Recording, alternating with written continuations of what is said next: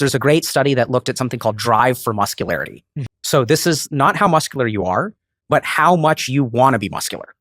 So the higher your drive for muscularity is, a likelihood of entering a long-term relationship. You can enter short-term relationships. Higher likelihood of divorce. And I think there's a lot of like crosstalk where like a lot of women are saying what we want is like safety, not some dude who's like super cut. If you look at sort of like, lion pride, right? The males will fight amongst themselves, and then one male will rise to the top, and then he becomes the male of the pride. So there's this idea that like men will fight amongst each other. They'll create a hierarchy, and then that'll make them attractive to women. And I certainly know that it was really weird. Once I got married and started wearing a wedding ring, I got way more female attention.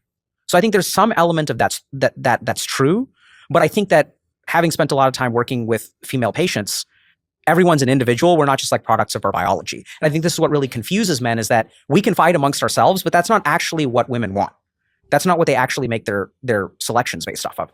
So I think a lot of masculinity right now is men trying to become as manly as possible. In the alpha sense. In the alpha sense.